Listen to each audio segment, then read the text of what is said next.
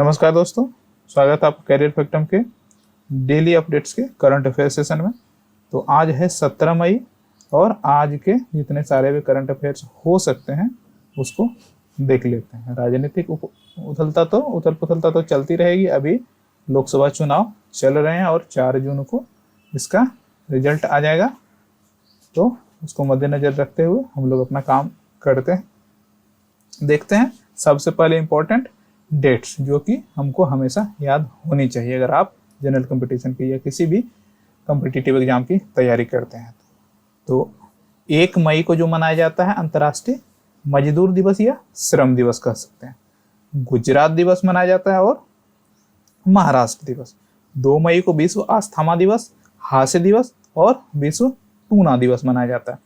3 मई को विश्व प्रेस स्वतंत्रता दिवस मनाया जाता है। 4 मई को कोयला खदान दिवस और अंतर्राष्ट्रीय फायर फाइटर दिवस। 5 मई को बुद्ध जयंती मनाई जाती है। 7 मई को विश्व एथलेटिक्स दिवस मनाया जाता है। 8 मई को विश्व थैलेसीमिया दिवस मनाया जाता है और विश्व रेड क्रॉस दिवस मनाया जाता है। 9 मई को रविन्द्रनाथ टैगोर की जयंती मनाई जाती है। 11 मई को राष्ट्रीय प्रौद्योगिकी दिवस मनाया जाता है। 11 मई और 12 मई को अंतर्राष्ट्रीय नर्स दिवस मनाया जाता है। देखिए, कंटिन्यू रहना काफ़ी ज़रूरी है और हम लोग अगर कंटिन्यू चलते रहें इसको, करंट अफेयर सेशन जैसे कि डेली हम करते हैं, इसका पीडीएफ भी टेलीग्राम में डालते हैं। अगर आपने टेलीग्राम चैनल को ज्वाइन नहीं किया है तो आप डिस्क्रिप्शन में लिंक है, या तो आप टेलीग्राम में टाइप करें करियर फैक्टम, तो आपको ये चैनल का लोगो दिख जाएगा और उसमें से आप ज्वाइन कर सकते हैं। तो उसमें सारे जो भी फोटोज हैं, करंट इवेंट्स आ रहे हैं, न्यूज़पेपर के कटिंग्स आ रहे हैं, तो उसमें डेली मैं डाल देता हूं। और अभी जो करंट अफेयर सेशन का पीडीएफ है वो पीडीएफ डेली का आ जाएगा और जो भी अपडेट्स आते हैं वो सारे उसमें आ जाते हैं। तो आगे हम लोग देखते हैं, क्वेश्चन पे आते हैं। तो कंटिन्यू वाली बात पे मैं कह रहा था कि अगर कंटिन्यू हम लोग रहते हैं तो कुछ ना कुछ अचीव कर लेते हैं। अगर आप कंटिन्यू मेरे साथ करंट अफेयर सेशन में जुड़े रहते हैं तो आपको कहीं से किसी बुक पढ़ने की आवश्यकता नहीं है। तो आगे देखते हैं क्वेश्चन पे। तो पहला जो क्वेश्चन है, हाल ही में खबरों में नजर आई मनिका बत्रा किस खेल से जुड़ी है? तो मनिका बत्रा टेबल टेनिस खेल से जुड़ी है। अगला क्वेश्चन देखते हैं। अगला क्वेश्चन है, हाल ही में भारत सरकार ने किस देश को $1 मिलियन की मानवीय सहायता देने की घोषणा की है? तो ये केन्या को $1 मिलियन सहायता देने की घोषणा की है। अगला जो क्वेश्चन है, हाल ही में खबरों में रहा भारतीय साइबर अपराध समन्वय केंद्र किस मंत्रालय के तहत संचालित होता है? तो ये गृह मंत्रालय के तहत संचालित होता है और गृह मंत्री कौन है? अभी हैं अमित शाह। अभी अगला जो कैबिनेट बनेगा, अगला जो चुनाव हो रहा है तो उसका तो खैर बाद में डिसाइड होगा, लेकिन अभी अमित शाह हैं हमारे गृह मंत्री। आगे हैं, किस राज्य ने केंद्र सरकार के स्मार्ट पीडीएस योजना को लागू करने का निर्णय लिया है? तो ये केरल ने इसको लागू करने का निर्णय लिया। अगला जो क्वेश्चन है हमारा, वनों पे संयुक्त राष्ट्र फोरम का 19वां सत्र कहाँ आयोजित किया गया था? वनों पे तो कैलिफोर्निया में आयोजित किया गया था। अगला जो क्वेश्चन है, केंद्र सरकार ने किस देश को 14,000 टन गैर बासमती यानी कि बासमती चावल नहीं, बासमती को छोड़ के 14,000 टन सफेद चावल के निर्यात की अनुमति दी है? तो ये मॉरिशस को निर्यात किया जाएगा।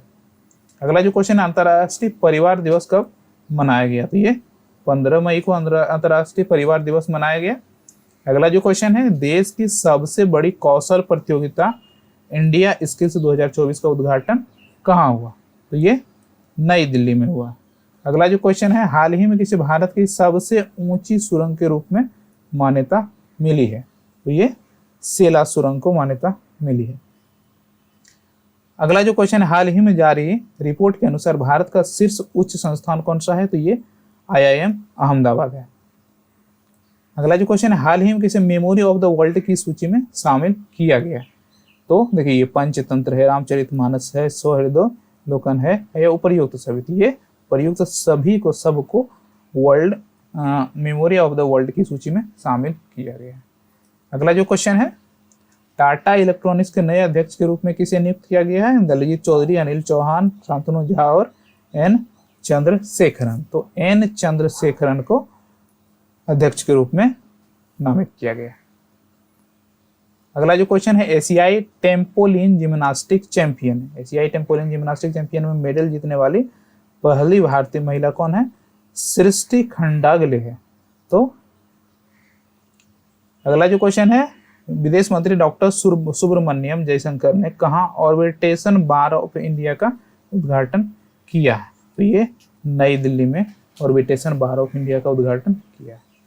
मेघालय की पहली महिला पुलिस महानिदेशक डीजीपी कौन बनी है? तो ये इदासिस नोरगांग, इदासिसा नोर रांग बनी है। तो हम लोग जो पिछले दिनों क्वेश्चंस किए थे उसका रिवीजन कर लेते हैं। तो नए शामिल किए गए हर्मिस 900 ड्रोन, जो हर्मिस 900 ड्रोन है उसकी तैनाती भारत में कहाँ की गई है? तो ये पंजाब के भटिंडा में इसकी तैनाती की गई है। अगला जो पॉइंट है, हाल ही में राष्ट्रीय प्रौद्योगिकी दिवस कब मनाया गया? तो राष्ट्रीय प्रौद्योगिकी दिवस 11 मई को मनाया गया। अगला जो क्वेश्चन है, हाल ही में आर लक्ष्मीकांत राव को कार्यकारी निदेशक के रूप में नियुक्त किया गया। हाल ही में भारत सरकार ने काउंटर टेररिज्म के लिए संयुक्त राष्ट्र ट्रस्ट फंड में $5 लाख का योगदान दिया है। हाल ही में भारत की लोक कला और जन संप्रदाय के दर्शन वाली स्वदेश का आयोजन दुबई में किया गया। सोनाई रूपाई की स्थिति पर चर्चा हो रही है और ये क्या है? सैनिचुरी है, एक वन्यजीव अभ्यारण्य है जो कि असम में स्थित है। हाल ही में संगीत शिवन का निधन हुए कौन थे? एक फिल्म निर्माता थे।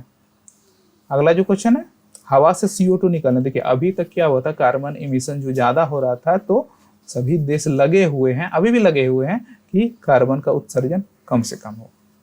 तो लेकिन एक नई तरह की टेक्नोलॉजी निकली कि हवा से डायरेक्ट CO2 को बाहर कर दिया जाता है। तो इसका बहुत बड़ा संयंत्र जो है आइसलैंड में लगाया गया है। अगला जो पॉइंट है, कौशल विकास और उद्यमिता मंत्रालय ने ड्रोन दीदी योजना के लिए महिंद्रा एंड महिंद्रा लिमिटेड के साथ एक समझौता ज्ञापन पर हस्ताक्षर किया गया। इसमें क्या है? तो इसमें है कि टोटल 15,000 महिलाओं को ड्रोन चलाने की ट्रेनिंग दी जाएगी, उसको तकनीकी ज्ञान दिया जाएगा, जिससे कि देखिए कृषि क्षेत्र में इसका यूज हो सके। कृषि क्षेत्र में क्या यूज हो सके? तो यही यूज हो सके कि उसके अगर ड्रोन से बीज बुआई होगी, उससे कीटनाशक का छिड़काव होगा, उससे मॉनिटरिंग होगी कि ग्रोथ ठीक हो रहा है, किसी तरह की बीमारियां तो नहीं लग रही है, तो उससे मॉनिटर किया जाएगा। तो इस तरह की ट्रेनिंग 15,000 महिलाओं को दी जाएगी। इसका कार्यशाला जो है एक नोएडा और एक हैदराबाद में स्थापित किया गया है और इसमें 20-20 के बैच में महिलाओं को, अभी 500 महिलाओं को, पहले पायलट प्रोजेक्ट है 2, पायलट प्रोजेक्ट पर काम किया जाएगा, उसके बाद आगे बढ़ाया जाएगा। अगला जो पॉइंट है, हाल ही में तनावपूर्ण संबंधों के बीच मालदीव देश के विदेश मंत्री जमीर मूसा भारत आए। तो मालदीव के साथ अभी रिश्ते काफी तल्ख हो गए हैं। हमारे जो वहाँ ड्रोनियर विमान है उनको उड़ाने के लिए भी सेना के जवान कुछ थे और अपने उनकी रक्षा के लिए भी। तो तनावपूर्ण संबंधों के बीच उन्होंने कहा कि हमको जरूरत नहीं है। और जो चुनाव इस बेसिस पे लड़ा गया था मालदीव का इस बार वाला कि हमको जरूरत नहीं है सेना की, तो फिर जो भी हो वो उनकी परेशानी है। तो हम लोग देखते हैं अगला पॉइंट। अगला पॉइंट है, हाल ही में यूक्रेन की संसद ने कैदियों को सेना में शामिल होने की अनुमति वाला विधेयक पारित किया। तो ये क्यों किया? क्योंकि देखिए वहाँ की मानवीय संकट बढ़ती जा रही है और बहुत सारे लोग तो वहाँ से पलायन कर गए हैं और जो बचे थे तो वो सेना में फाइट करने के लिए तैयार थे। तो फाइट करने के लिए तैयार थे, उसमें बहुत सारे इंजर्ड हो गए हैं और बहुत सारे की डेथ हो गई है, युद्ध में मारे गए हैं और बहुत सारे जो अभी हैं नॉर्मल वो लड़ना नहीं चाहते, उनको फोर्सफुली मनाया भी जा रहा है, लेकिन फिर भी लोगों की तादाद में कमी हुई। तो इसको लेकर के जो वहाँ के कैदी हैं जो कि सजा काटने जेलों में, उनको निकाला जाएगा और सेना में भेजा जाएगा। तो अगला पॉइंट देखते हैं, हाल ही में भारत और भूटान के बीच 5वीं संयुक्त सीमा शुल्क समूह की बैठक लद्दाख में हुई है। भारत और भूटान के बीच 5वीं सीमा शुल्क, सीमा पे कैसे कैसे टैक्स का निर्धारण जो होता है, तो उसमें जो भी अपडेट्स हुई है उन पर एक बैठक हुई है, वो लद्दाख में हुई है। चीन के 18 महीने बाद भारत में अपना राजदूत जू फिहोंग को नियुक्त किया गया। देखिए 2022 से जब तलखी बढ़ी थी उसके बाद जो पहले से राजदूत नियुक्त थे उनका कार्यकाल नहीं बढ़ाया गया और वो समाप्त हुए तो वो अपने चले गए। उसके बाद कोई नया राजदूत नियुक्त नहीं किया गया था। तो अभी इस महीने 9 मई को जू फियोंग को एक नए राजदूत के रूप में भेजा गया है।